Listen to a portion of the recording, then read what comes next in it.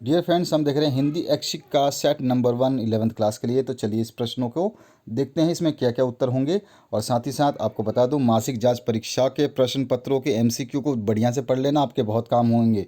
तो ध्यान रखना है आपको, और सारे सेट्स को भी पढ़ना है। साथ साथ मासिक जांच परीक्षा के जितने भी प्रश्न पत्र मैंने सॉल्व कराए हैं उन सभी को पढ़ लेना। तो यहाँ पर जो पहला क्वेश्चन है, मुखिया किसे कहते हैं। मुखिया शब्द मुख से निकला है। इस तरह का ये पैसेज दिया गया है। इस पैसेज को आपको हमेशा पढ़ने की आदत होनी चाहिए। इन पैसेज को पढ़ना है आपको, ठीक है। पढ़ने का आदत बहुत ज़रूरी है। पढ़ने के बाद में इसके प्रश्नों के उत्तर देने हैं। मैंने तो पढ़ लिया है, आपको खुद पढ़ना होगा तब समझ में आएगा। मेरे पढ़ने से कोई फ़र्क नहीं पड़ता, मैं तो पढ़ूंगा तो मैं ही समझूंगा ना। तो आप इसको पढ़ोगे और समझोगे, उसके बाद में इसके प्रश्न देखो कैसे पूछे गए हैं, बस उसका आंसर उसी पैसेज में मिल जाएंगे। मुख का क्या कार्य है, तो मुख देखो, मुख मतलब आपका मुंह। मुंह का कार्य क्या है, खाना और बोलना दोनों है।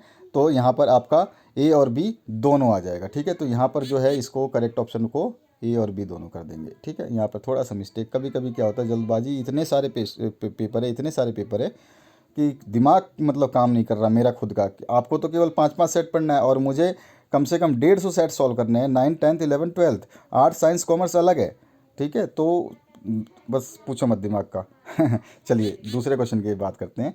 मूर्ख व्यक्ति की क्या पहचान है, तो मूर्ख व्यक्ति है ना, उसका दिल मुंह में होता है। मतलब दिल में जो भी होता है ना वो बक देता है। मुंह में मतलब, अब मुंह में तुम्हारे दिल है, बक से बक दिया। अरे सोच समझ के बोलना चाहिए यार, ठीक है। तीसरा क्वेश्चन जो है, मुखिया शब्द कहाँ से निकला है, तो मुखिया शब्द जो है ये मुख से निकला है, ठीक है।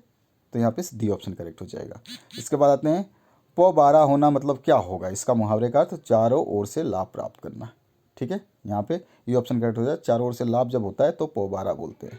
इसके बाद में आपका पद्यांश जो है, इसमें 5 से लेकर 8 नंबर तक के प्रश्न हैं, इसके आंसर हमें देने हैं। तो ये पहले पद्यांश आपको पढ़ लेना है।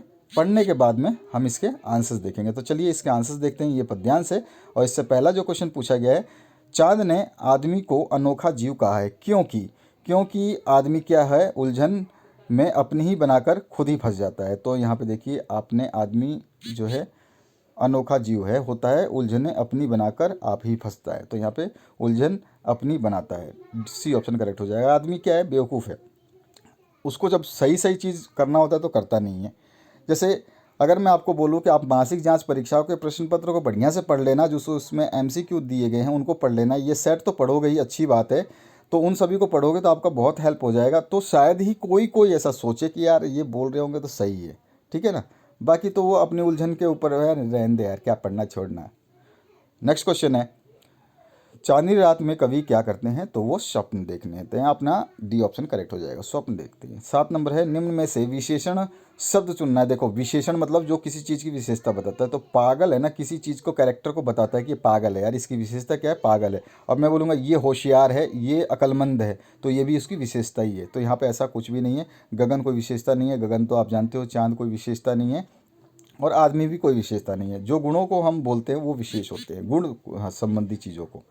गगन का पर्यायवाची आपको बताना है, तो सभी को पता होगा, बी ऑप्शन करेक्ट हो जाएगा, नभ। भारत में बनी पहली बोलती फिल्म का नाम सभी को पता होगा, आलम आरा है, सी ऑप्शन करेक्ट है। बहुत सारे जीके के क्वेश्चंस हैं ना, वो भी आपके इस बार आ रहे हैं, और लेकिन ये आपके बुक में भी ऐसा नहीं है। 10वां क्वेश्चन है, हिंदी में प्रकाशित होने वाला पहला समाचार पत्र का नाम जो है उतंड मारतंड है। ये आपको मैंने मॉडल पेपर से पहले जो आपका वो पेपर था मंथली जांच वाला, उसमें सॉल्व कराया था, तो उसमें ये क्वेश्चन आया हुआ है। एक क्वेश्चन और आता है कि आपका उत्तंड मार्तंड के लेखक कौन है, ठीक है। ये भी आपका क्वेश्चन आता है, तो इसको भी आपको ध्यान रखना है। 11 नंबर क्वेश्चन है, जनसंचार के आधुनिक माध्यमों में सबसे पुराना माध्यम जो है प्रिंट माध्यम है, ठीक है, प्रिंट माध्यम।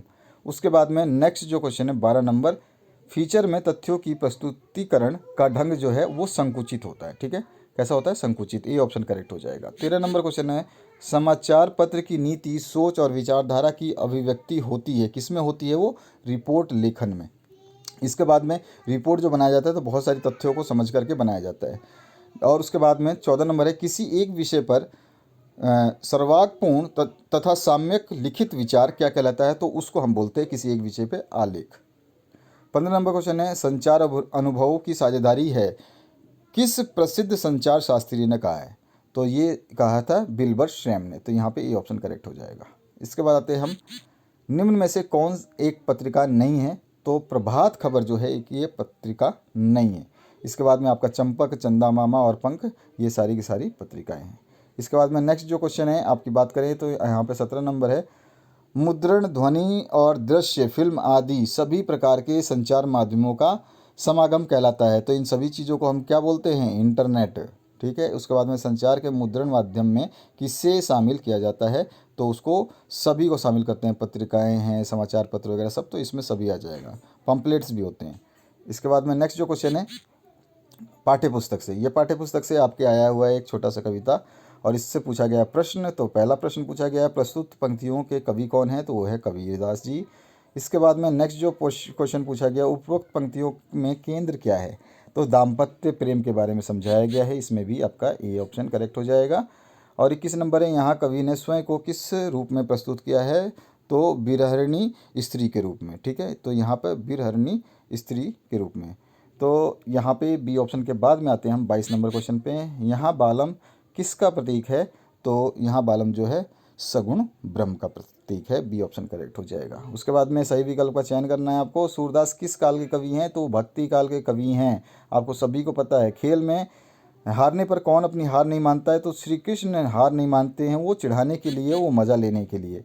उसके बाद में 25 नंबर जो है, नंद लालही नाना भांति नचावती में कौन सा अलंकार है? तो इसमें है आपका अनुप्रास अलंकार। बी ऑप्शन करेक्ट हो जाएगा। ऋतुराज किस वर्षा को कहा जाता है? अच्छे क्वेश्चन का एक बढ़िया वो है। एक वो होता है पावस किस ऋतु को कहा जाता है? एक ऋतुराज है, तो ये बसंत ऋतु को कहा जाता है। पावस ऋतु कौन सी होती है? तो पावस होती है हमारी वर्षा ऋतु। ठीक है।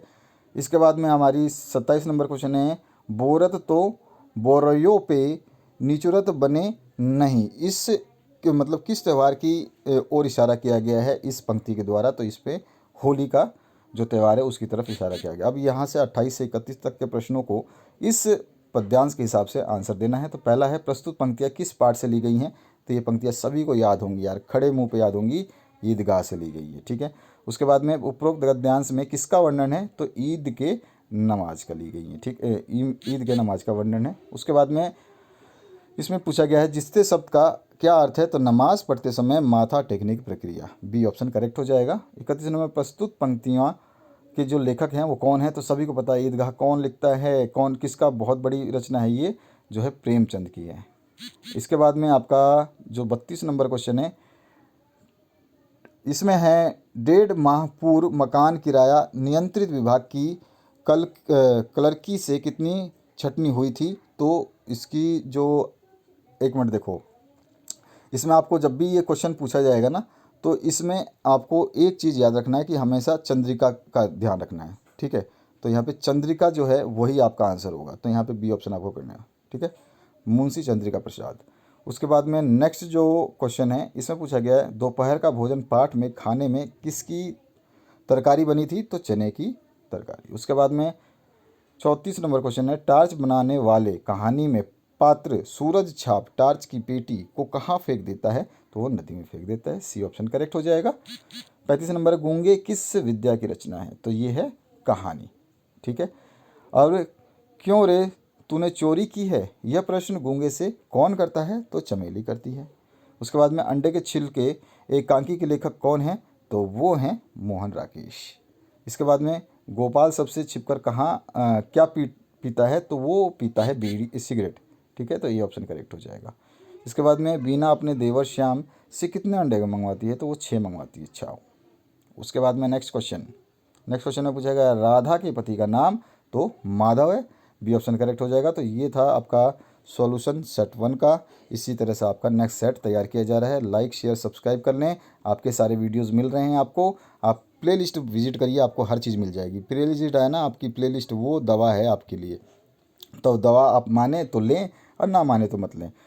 और यहाँ पे सभी सब्जेक्ट के लिए मैंने बताया है, सॉल्यूशन के लिए डिस्क्रिप्शन बॉक्स में प्लेलिस्ट को देखें। तो आशा करता हूँ इस वीडियो से आप लोगों को हेल्प मिला होगा, और अपने दोस्तों के साथ शेयर कर दें और वीडियो को लाइक ज़रूर कर दें। Thank you very much. Have a good day.